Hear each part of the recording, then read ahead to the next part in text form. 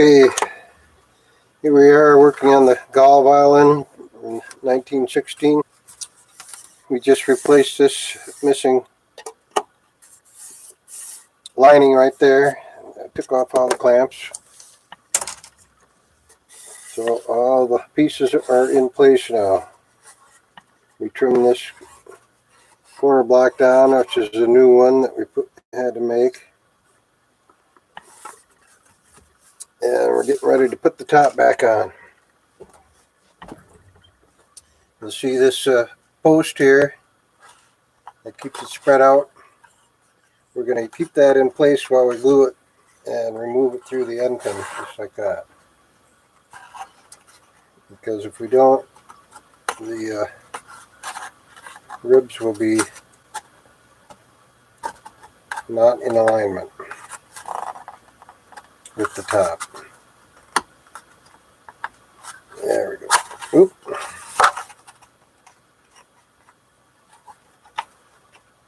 That's got to be just below. You don't want to glue it in place, so.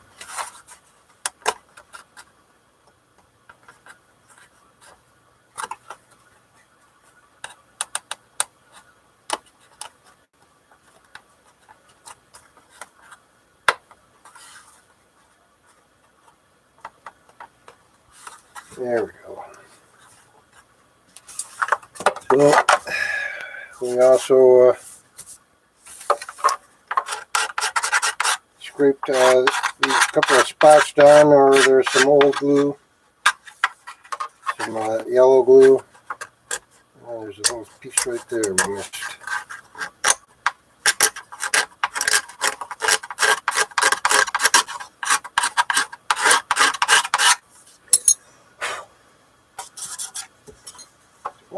I'm going to make sure everything is perfect, because once you put the top on, you're not going to want to take it off again. So we checked all the edges, cleaned off all the glue. Now we'll do a test fit of the top, which we've been working on the finish. It's looking pretty good now. And to see how it fits, we'll turn it over. Do a test clamping with these specialized Herdem clamps.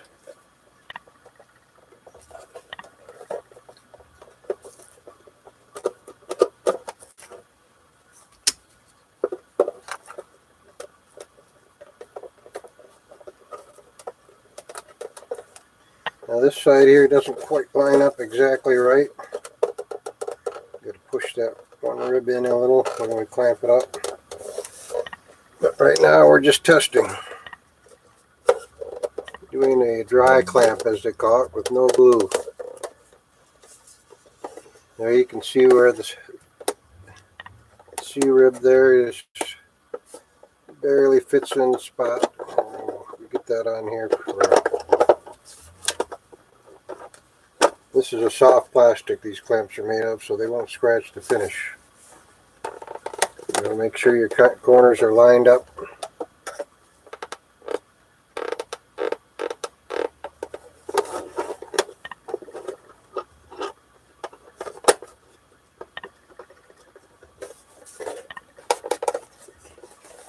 Yeah, there's a little bit of a gap there, but that's because this one was broken.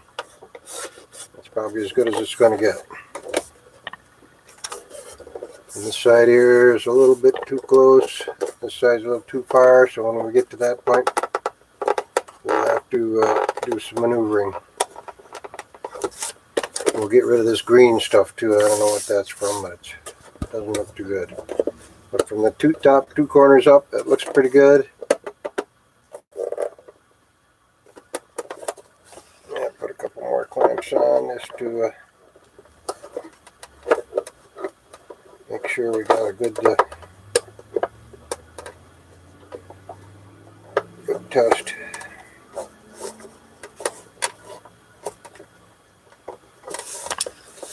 The other critical thing is that the neck is at the right angle. You can see there's a little bit of flexibility there. You want to make sure it's up to the right height when we get the fingerboard on. It should be about 3/4 of an inch, which is just about right.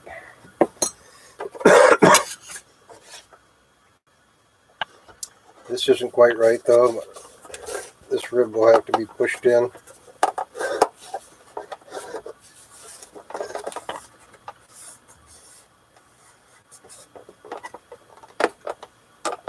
With the French polish that seals it out against moisture, helps hold it together.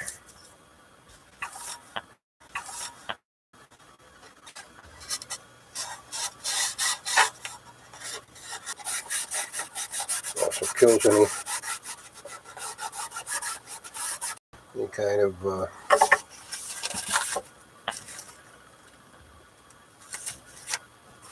microbe. I'll avoid the label though, I don't do anything to that.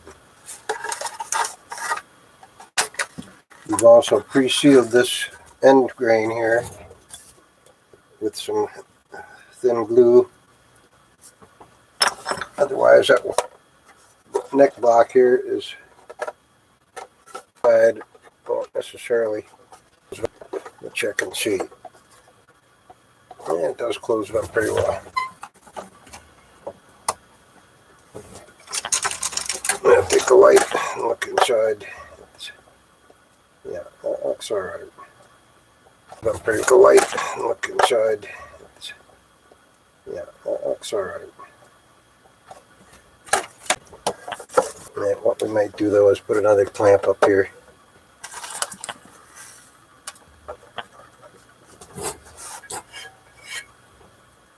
Yeah.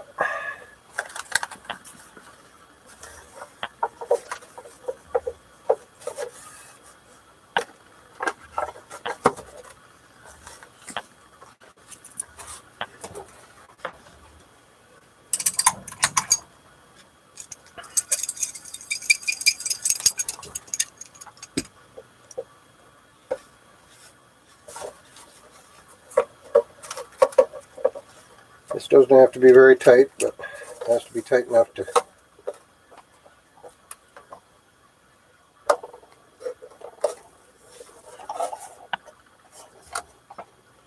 yeah, that looks good.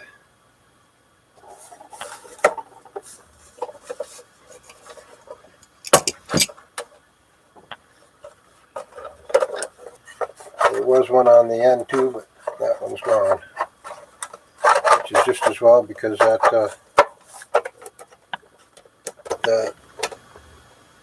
it's close, but no cigar.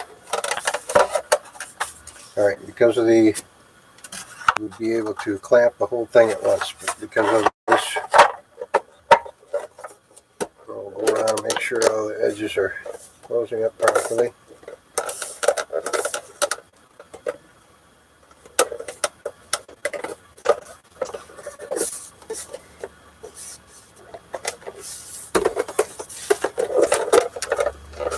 Yeah, looks good.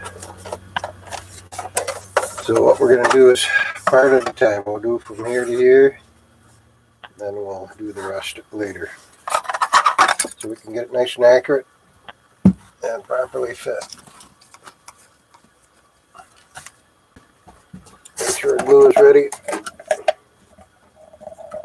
which it is.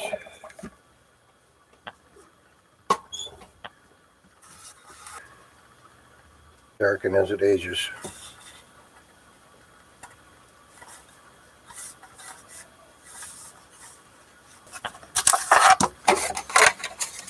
Get this slightly damp so the wood isn't completely dry, that way it will absorb the glue better.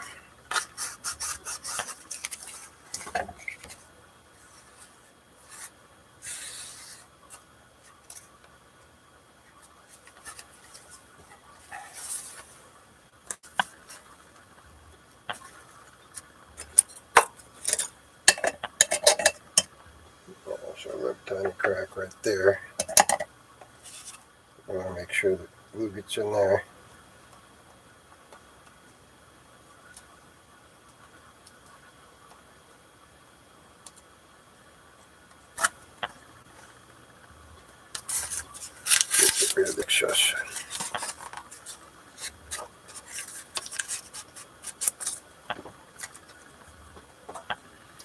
so now I'll get some glue going here. The critical top spot.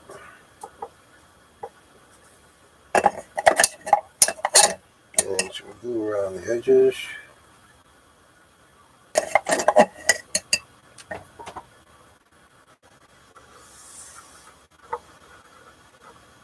There.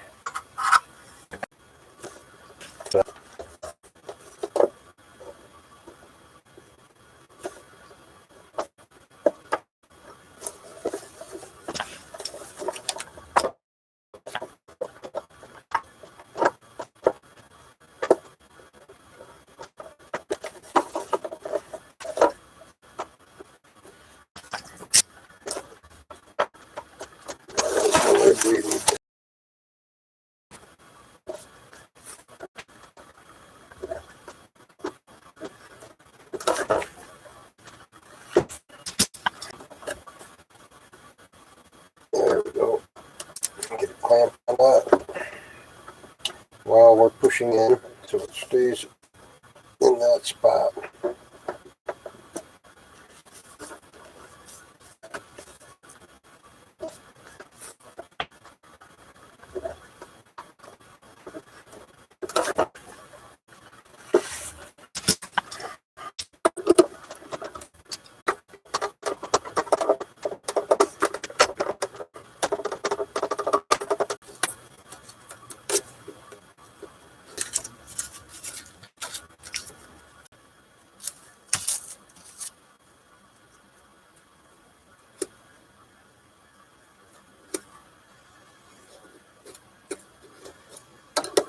A little tricky to get in here to get all glue out, but you gotta do it.